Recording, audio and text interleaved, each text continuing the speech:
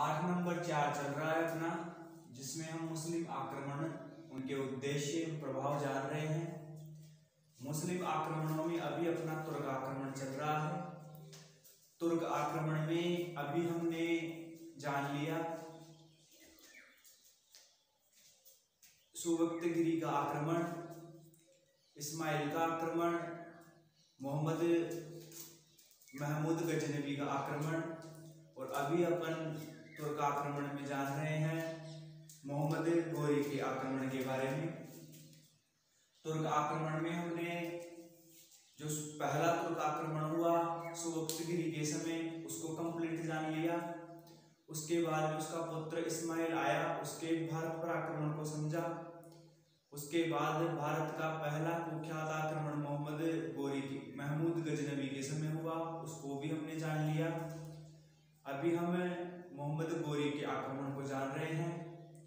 मोहम्मद गोरी का भारत पर आक्रमण 1191-92 में हुआ। यह आक्रमण पहला सफल तुर्क आक्रमण था, जिसने भारत में तुर्क साम्राज्य की नींव डाली थी। तो हम तुर्क आक्रमण में मोहम्मद गोरी के आक्रमण को समझ रहे हैं।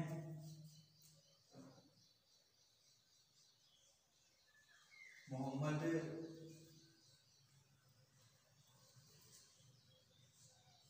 गोरी का आक्रमण।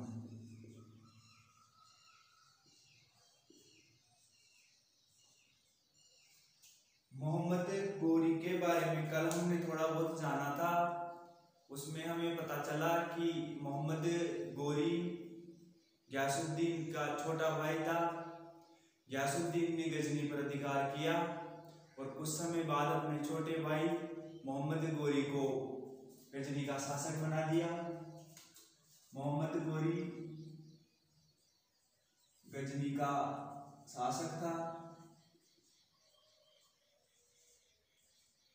मोहम्मद गोरी का प्रारंभिक नाम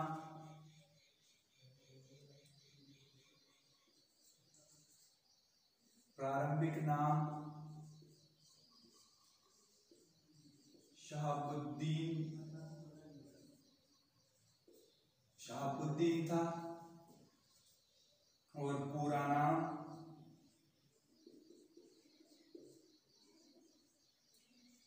मुइजुद्दीन मोहम्मद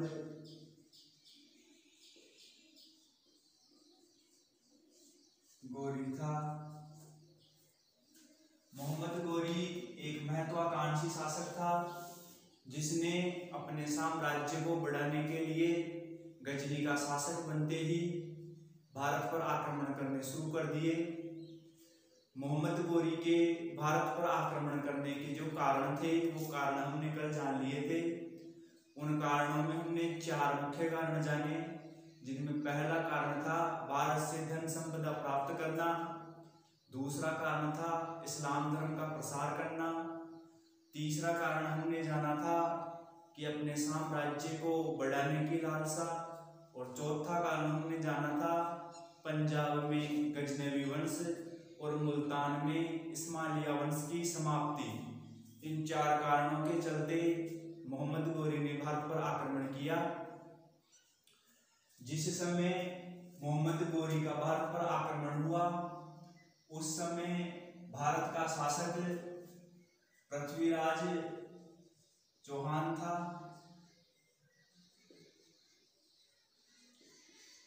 तो हम तुर्क आक्रमण में मोहम्मद गोरी के आक्रमण को जान रहे हैं। मोहम्मद गोरी के आक्रमण के समय भारत का शक्तिशाली शासक पृथ्वीराज चौहान था और मोहम्मद गोरी के आक्रमण का सामना भारत के हिंदू शासक पृथ्वीराज चौहान ने ही किया। तो हम यहाँ पृथ्वीराज चौहान से संबंधित जानकारी पर चर्चा करेंगे। तो पृथ्वीराज चौहान के बारे में हम जानते हैं, जिस समय यानी 1191-92 में मोहम्मद गोरी का आक्रमण हुआ, उस समय भारत का शक्तिशाली शासक पृथ्वीराज चौहान ही था। पृथ्वीराज चौहान भारत के मुख्य क्षेत्र, भारत में मुख्य क्षेत्र है दिल्ली, व अजमेर यहाँ का शासक था। पृथ्वीराज चौहान भारत में दिल्ली और अजमेर क्षेत्र का शासक था।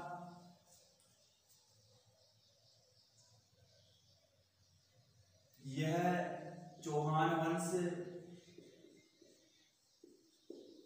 वंश का सबसे शक्तिशाली शासक था।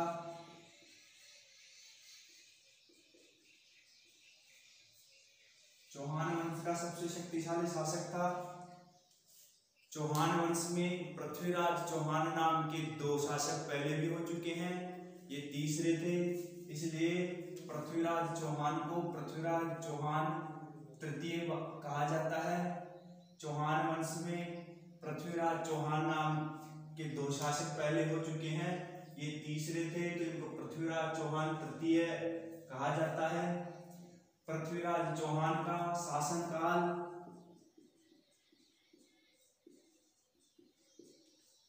पृथ्वीराज चौहान का शासनकाल 1177 ईस्वी से लेकर 1192 ईस्वी तक चला। उस समय ये दिल्ली के और अजमेर क्षेत्र के यानी संपूर्ण उत्तरी भारत के सबसे शक्तिशाली हिंदू शासक थे। 1177 से 1192 ईस्वी तक इनका शासनकाल चला। पृथ्वीराज चौहान तृतीय के पिता सोमेश्वर और माता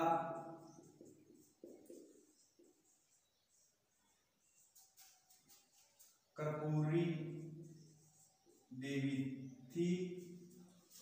इनके पिता का नाम सोमेश्वर और माता का नाम कर्पूरी देवी था। पृथ्वीराज चौहान का जन्म 1166 में हुआ। जब ये 11 वर्ष के थे तभी इनके पिता का देहांत हो गया। पिता का देहांत होते ही पृथ्वीराज चौहान अल्प अवस्था में यानी 11 वर्ष की उम्र में ही दिल्ली की गद्दी पर बैठ गए।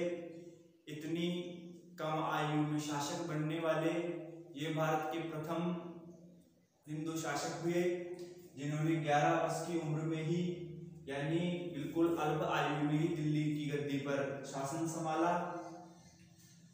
गद्दी पर बैठने के बाद में 1 वर्ष तक इनकी माता के संरक्षण में ही पृथ्वीराज चौहान ने शासन चलाया, लेकिन 1 वर्ष बाद यानी 1177 में गद्दी पर बैठे और 1178 में इन्होंने शासन की भागडोर अपने हाथों में ले ली। जो 1 वर्ष इन्होंने अपनी माता के संरक्षण में शासनकाल चलाया उसमें इनके प्रधानमंत्री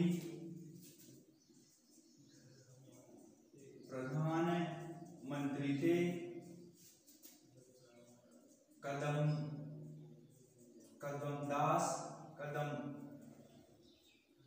कदमबास और इनके सेनापति थे पृथ्वीराज चौहान के सेनापति थे भुवनमल। 1 वर्ष तक तो पृथ्वीराज चौहान ने अपनी माता के संरक्षण में शासनकाल चलाया, लेकिन 1178 से ही उन्होंने शासन की बागडोर अपने हाथों में ले ली। तो शासन जब ये चलाने लगे तो इनका साथ इनके प्रधानमंत्री कदमबास और सेनापति भुवनमल ने दिया। इन दोनों के सहयोग से पृथ्वीराज चौहान तृतीय ने 1178 से ही शासन चलाना शुरू कर दिया। शासन की बागडोर हाथ में लेते ही पृथ्वीराज चौहान ने विजय नीति अपनाई और विजय नीति के तहत अपने आसपास के क्षेत्रों को जीतना शुरू किया। 1178 ईस्वी में शासन की बागडोर संभालते ही पृथ्वीराज चौहान ने विजय नीति अपनाई।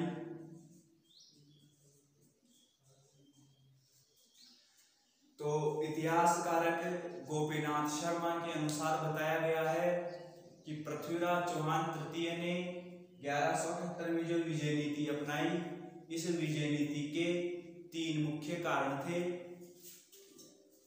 गोपीनाथ शर्मा के अनुसार,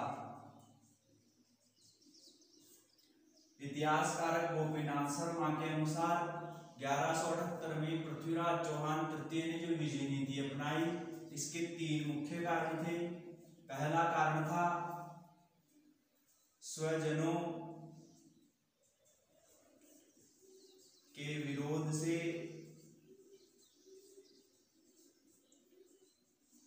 मुक्ति पाना।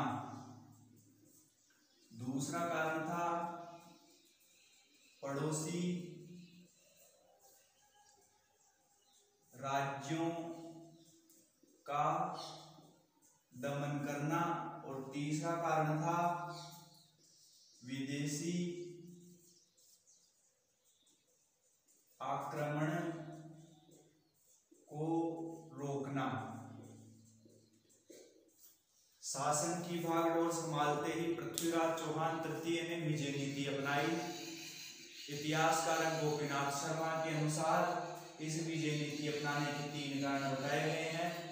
पहला कारण था स्वजनों के विरोध से मुक्ति पाना। पृथ्वीराज चौहान तृतीय के जो स्वजन थे, यानी उसके जो परिवार वाले थे, उन परिवार वालों ने ही पृथ्वीराज चौहान का शुरुआत में विरोध किया। तो उनके विरोध से मुक्ति पाने के लिए भी इन्होंने विजय नीति का अनुसरण किया।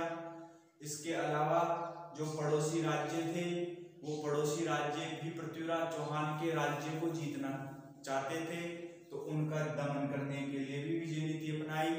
और तीसरा कारण था कि पृथ्वीराज चौहान के समय में तुर्की आक्रमण हो रहे थे, विदेशी आक्रमण हो रहे थे, तो उन विदेशी आक्रमणों को रोककर भारत की रक्षा करना।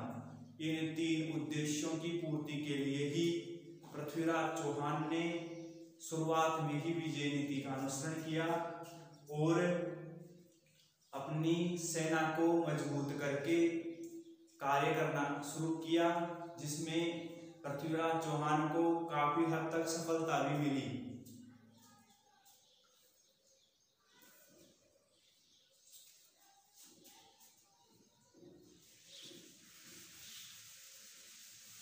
आगे हम देखेंगे पृथ्वीराज चौहान की विजय।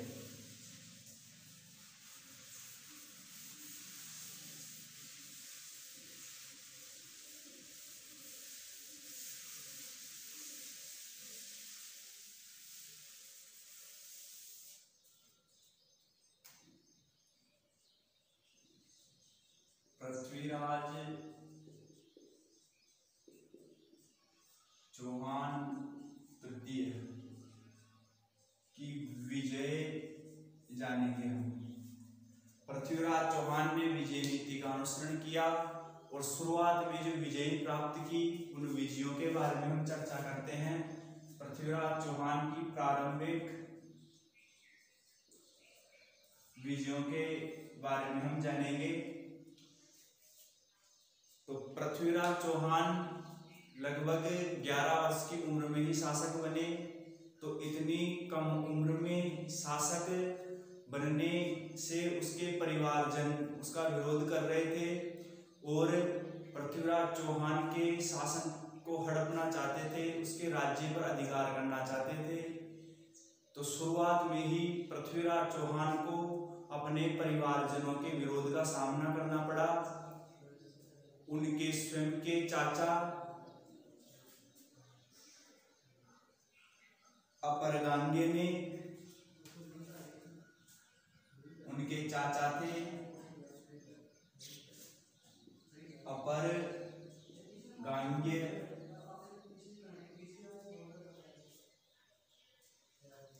पृथ्वीराज चौहान की कम उम्र का फायदा उठाकर उनके चाचा अपरगांगे पृथ्वीराज चौहान के शासन को हड़पना चाहते थे, उनके राज्य पर अधिकार करना चाहते थे। तो अपरगांगे ने शुरुआत में ही पृथ्वीराज चौहान के विरोध युद्ध करना स्टार्ट कर दिया। पृथ्वीराज चौहान ने अपने अपनी मजबूत सेना और सेनापति भुवनमल के सहयोग से अपने चाचा को उस युद्ध में पराजित किया। चाचा के पराजित हो जाने के बाद में भी पृथ्वीराज चौहान के अन्य परिजन जो विरोध कर रहे थे वो विरोध शांत नहीं हुआ।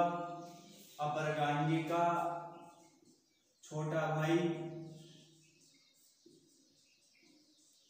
नागार्जुन था।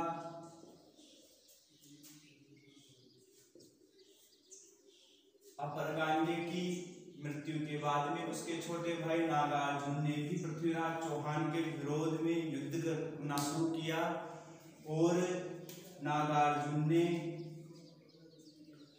पृथ्वीराज चौहान के क्षेत्र गुरुग्राम का आज के समय में नाम है गुड़गांव। पृथ्वीराज चौहान का शासन क्षेत्र था गुरुग्राम। इस गुरुग्राम पर नागार्जुन ने अधिकार कर लिया। नागार्जुन अपरगांगे का छोटा भाई था, तो नागार्जुन ने पृथ्वीराज चौहान के क्षेत्र गुरुग्राम यानी गुड़गांव पर अधिकार कर लिया। जब इस बात की सूचना पृथ्वीराज चौहान को मिली तो उन्होंने एक बड़ी सेना नागार्जुन के खिलाफ भेजी।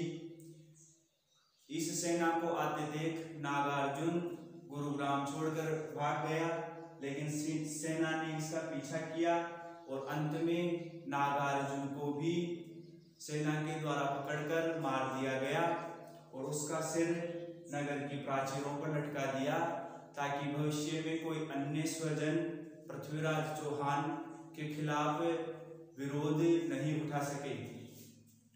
उसके बाद में 1182 में पृथ्वीराज चौहान ने गुड़गांव व हिसार क्षेत्र में एक उपद्रवी जाति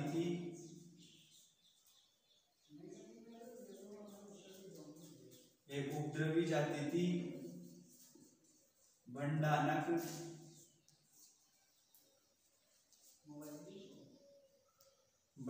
से युद्ध किया।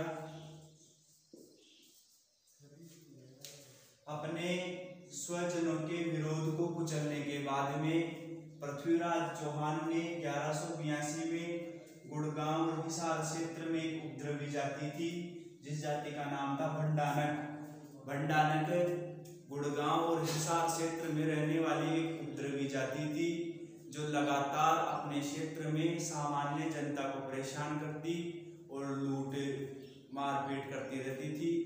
तो पृथ्वीराज चौहान ने 1182 में इस उपद्रवी जाति का अंत करने के लिए सेना भेजी और 1182 में भंडानकों को पराजित करके गुड़गांव और हिसार क्षेत्र को इनके अत्याचारों से मुक्ति दिलाई और अपनी उत्तरी सीमा की स्थिति मजबूत की। तो इस प्रकार ये पृथ्वीराज चौहान की प्रारंभिक विजयों में गिनी जाती है। पृथ्वीराज चौहान तृतीय की जो प्रारंभिक विजय थी, उन विजयों में एक तो चाचा अपरगांगे की से युद्ध करके उनको पराजित करना, प्रारंभिक विजयों में उनके छोटे भाई नागार्जुन को पराजित करना और गुड़गांव हिसार क्षेत्र में उपद्रवी जाति भंडानकों से युद्ध करके उनको पराजित करना।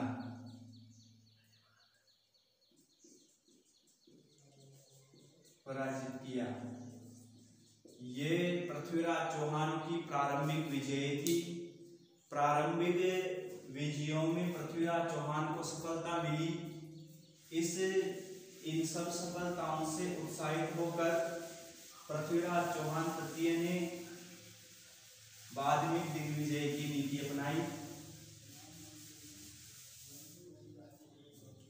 प्रारंभिक विजयों में सफल होने से उत्साहित होकर पृथ्वीराज चौहान ने दिग्विजय की नीति अपनाई। दिग्विजय की नीति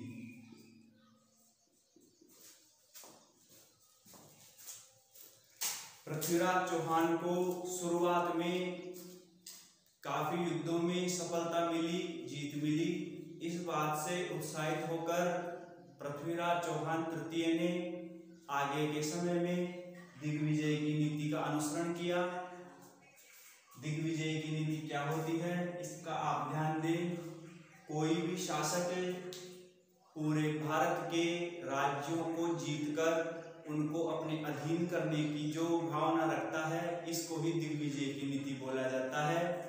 तो पृथ्वीराज चौहान की भी यही सोच थी। पृथ्वीराज चौहान भी यही चाहते थे कि मैं संपूर्ण भारत के राज्यों को जीत जाऊं और उनको अपने अधीन कर दूं।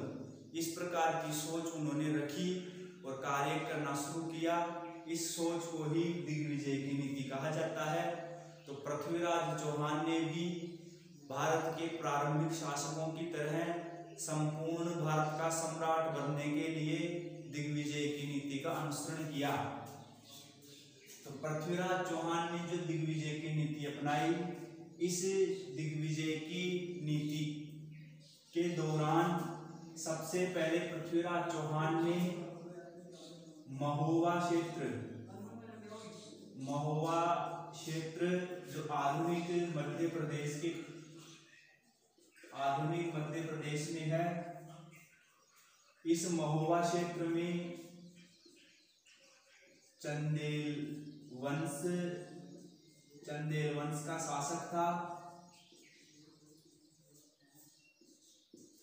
चंदेल वंश का शासक था।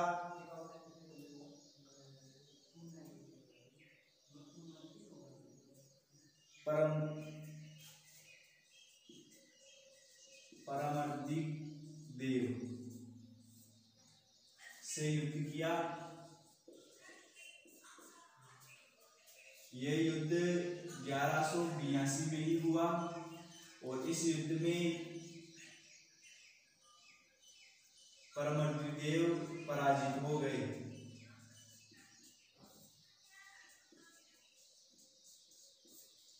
अपनी दिग्विजय नीति के तहत पृथ्वीराज चौहान ने सबसे पहले आधुनिक मध्य प्रदेश का क्षेत्र है महोवा क्षेत्र, इस क्षेत्र में उस समय चंदेल वंश का शासक था परमर्दिदेव। इस परमर्दिदेव से पृथ्वीराज चौहान ने युद्ध किया और परमर्दिदेव को पराजित करके महोवा क्षेत्र पर अधिकार कर लिया। तो दिग्विजय नीति के तहत सबसे पहले पृथ्वीराज चौहान ने इस क्षेत्र पर अधिकार करके परमर्दिदेव को पराजित कर दिया। उसके बाद पृथ्वीराज चौहान ने आबू क्षेत्र में दूसरे नंबर पर पृथ्वीराज रासो नाम का एक प्रसिद्ध ग्रंथ है।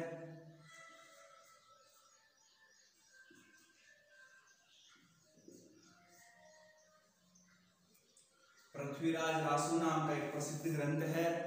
इस पृथ्वीराज रासो नाम के ग्रंथ से ये ग्रंथ में उल्लेख है कि पृथ्वीराज चौहान ने आबू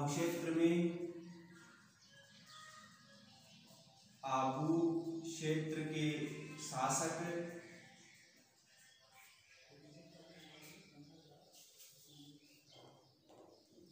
आबू क्षेत्र की राजकुमारी इच्छनी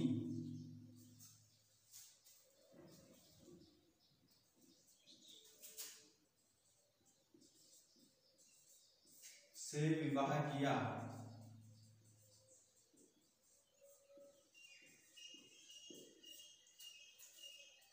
आबू क्षेत्र की राजकुमारी थी इच्छनी। इस इच्छनी से पृथ्वीराज चौहान ने विवाह किया।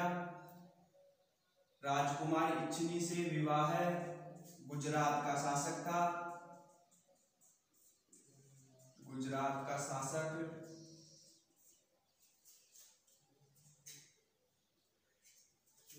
भीमदेव द्वितीय, जो चालुक्य वंश का शासक था। चालुक्य वंश। पृथ्वी पृथ्वीराज रासो नाम का जो ग्रंथ है, उस ग्रंथ में जानकारी मिलती है कि अपनी दिग्विजय नीति के तहत पृथ्वीराज चौहान तृतीय ने आबू क्षेत्र की राजकुमारी इच्छिनी उससे विवाह किया। राजकुमारी इच्छिनी से गुजरात के चालुक्य वंश के शासक भीमदेव द्वितीय भी विवाह करना चाहते थे, लेकिन विवाह पृथ्वीराज चौहान तृतीय ने किया, जिसकी वजह से गुजरात के शासक भीमदेव द्वितीय और पृथ्वीराज चौहान के बीच में युद्ध हुआ। इस युद्ध में भी अपनी मजबूत सैनिक शक्ति के बल पर पृथ्वीराज चौहान को जीत मिली, भीमदेव द्वितीय की पराजय हुई। तो यह पृथ्वीराज चौहान द्वितीय की दूसरी विजय थी दिग्विजय नीति के तहत। आगे की विजयों में हम जानेंगे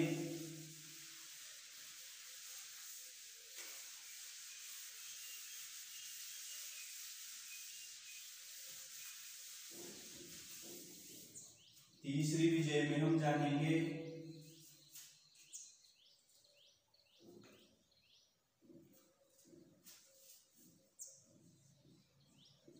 कन्नौज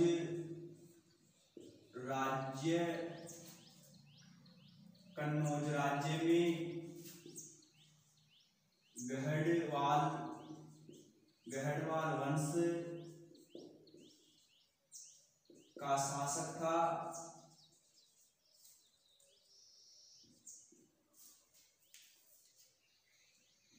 जयचंद।